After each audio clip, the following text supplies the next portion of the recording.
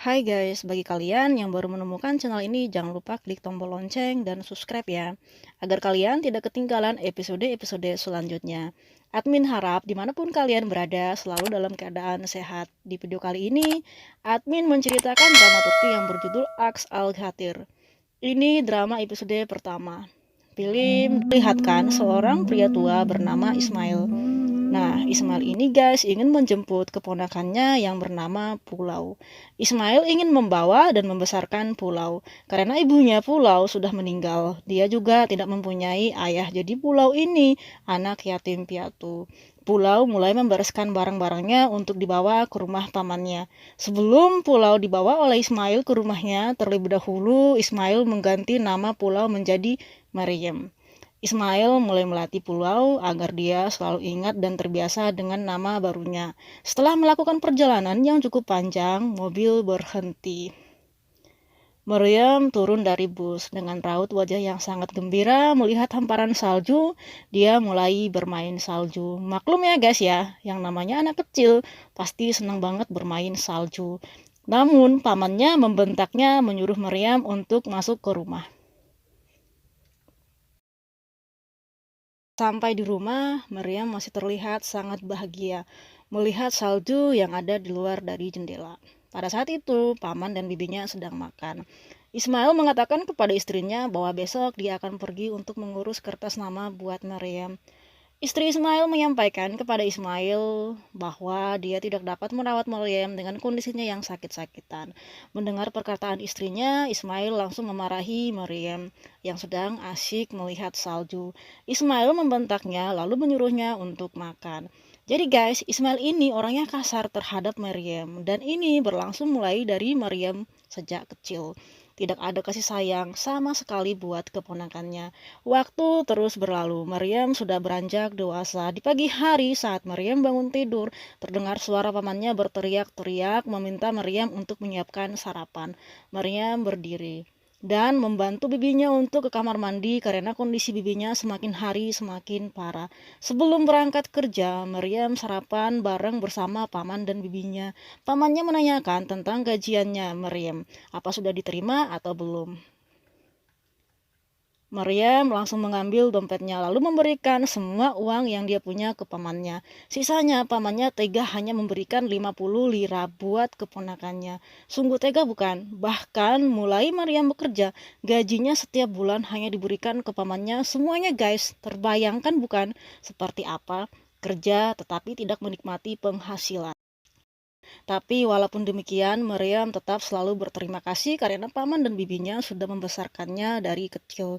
Lanjut cerita guys, sesampai di toko tempat Maryam bekerja, dia kaget karena dompetnya hilang. Akhirnya dia memutuskan untuk minta izin ke atasannya untuk mencari dompetnya yang hilang. Dia berlari, pada saat itu pamannya sedang bermain judi. Salah satu dari teman-temannya ada yang melihat Maryam berlari kemudian memberitahukan ke Ismail bahwa gadisnya kenapa berlari. Mendengar ucapan temannya, Ismail langsung meninggalkan meja perjudian tersebut dan mengikuti Maryam. Ternyata Maryam berlari mencari dompetnya sampai ke arah rumah. Setelah sampai di ujung jalan rumah mereka, Maryam terhenti menangis. Kemudian Ismail menghampiri Maryam dan bertanya sedang apa, kenapa menangis.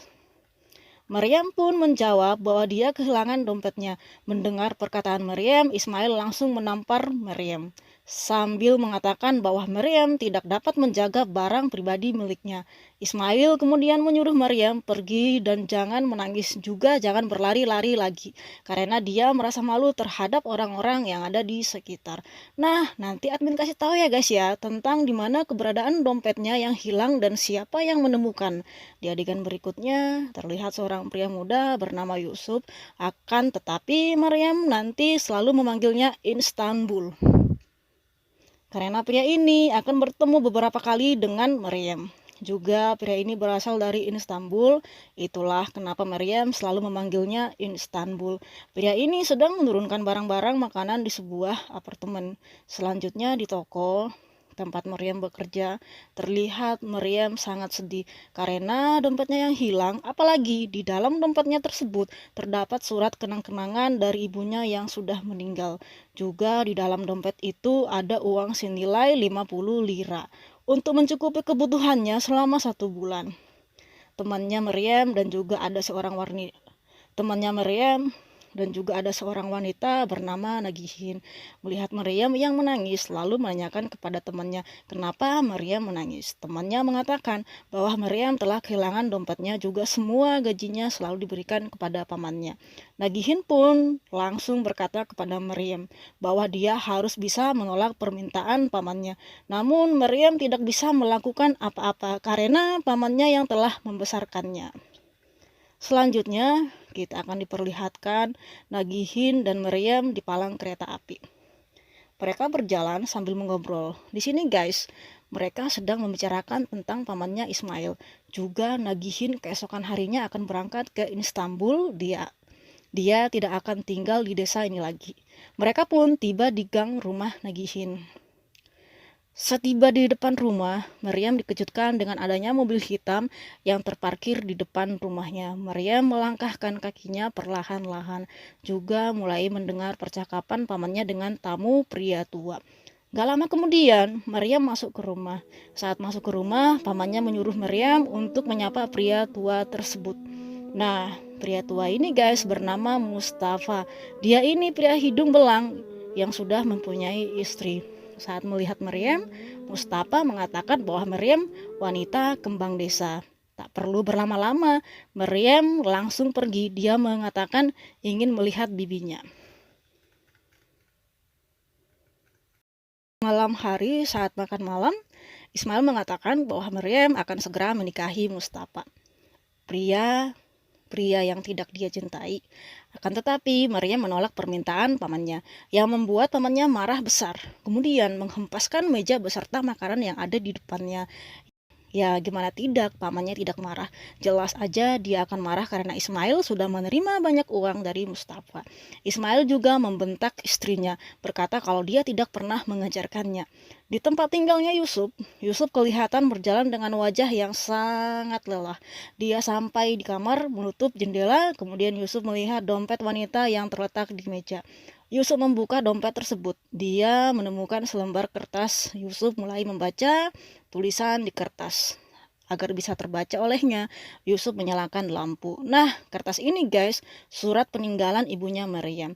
Yusuf membacanya hingga meneteskan air mata. Ya maklum, karena Yusuf sejak dia kecil sudah tidak mempunyai ayah dan ibu. Jadi nasibnya sama dengan Maryam. Pada malam hari, Yusuf memutuskan untuk mencari pemilik dompet tersebut.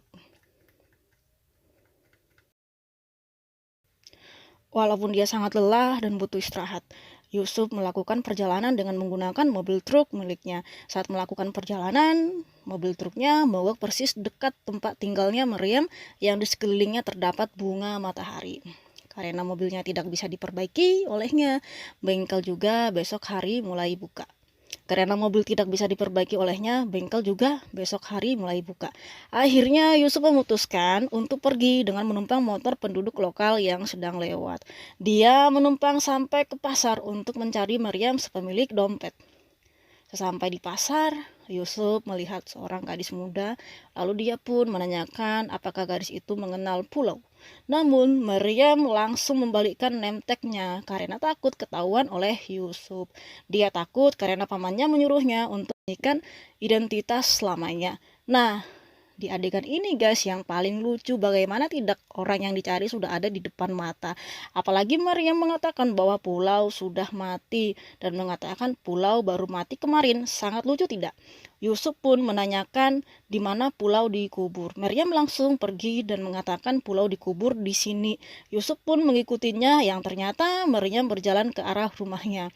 Menyadari dia diikuti oleh Yusuf, Maryam pun mengatakan, "Kenapa kamu mengikuti aku?" Yusuf mengatakan, "Saya mengikuti kamu karena tadi katanya kuburan pulau berada di dekat sini." Maryam mengatakan, "Kenapa kamu mencuri dompet?" Secara tidak sengaja, Yusuf melihat nemtek Maryam. Akhirnya, Maryam mengakui bahwa dia adalah pemilik dompet tersebut. Lalu, uangnya 50 lira sudah tidak ada lagi. Ya tentu saja di sini admin kasih tahu ya guys bahwa dompet tersebut yang menemukan bukan Yusuf, melainkan teman sekamarnya seorang pria. Nah, dan temannya itu yang sudah mengambil uang dari dompet tersebut. Tapi pada akhirnya Yusuf mengembalikan uangnya sejumlah 57 lira. Kembaliannya Maria memberikan uang koin. Setelah itu, Yusuf memberikan selembar kertas peninggalan ibu Maryam, tapi Maryam menolak menerimanya. Yusuf menyimpan kertas tersebut walaupun Maryam menyuruhnya untuk membuang. Lalu Maryam berjalan menuju rumah. Di depan rumah ada mobil milik Mustafa parkir. Nah, di sini guys, Ismail dan Mustafa sedang membicarakan pernikahan Mustafa dan Maryam. Dari luar rumah terlihat pot-pot bunga berjatuhan berantakan serta ada kabel-kabel. Ternyata Mustafa mengambil hati Ismail. Mustafa memasang TV kabel di rumah mereka serta juga memberikan jam mewah berlapis emas miliknya kepada Ismail.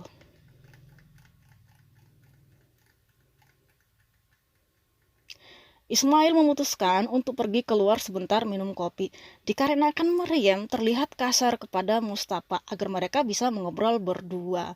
Maryam memohon kepada pamannya agar dia tidak ditinggal. Namun, tahu kan watak Ismail sangat keras. Dia sama sekali tidak mengindahkan permintaan Maryam. Akhirnya bibinya yang di kamar karena tidak bisa berjalan langsung melempar gelas yang membuat Ismail kembali dan segera melihat istrinya karena berpikir sesuatu yang buruk terjadi kepada istrinya. Karena kejadian itu akhirnya Ismail tidak jadi pergi. Di warung Pepsi, Yusuf mendengar percakapan orang-orang lokal yang mengatakan Maryam akan menikah dengan seorang pria yang sudah beristri. Dari warung ini juga Yusuf tahu di mana tempat tinggalnya Maryam. Di malam hari, Yusuf secara diam-diam pergi ke rumahnya Maryam untuk melihat keadaannya. Terlihat dari jendela bahwa Maryam sepertinya bahagia. Yusuf pun memutuskan untuk pergi.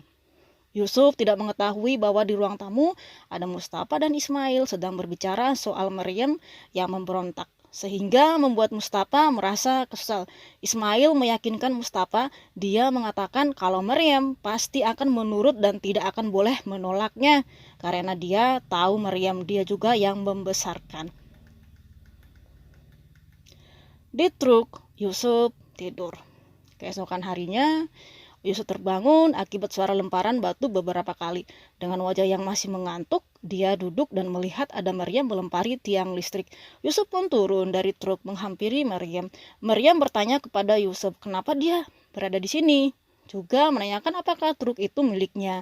Mereka berdua berjalan kemudian membuka bak mobil. Di dalam bak mobil ada beberapa wafer yang tertinggal. Ya, karena truk tersebut pengangkut makanan.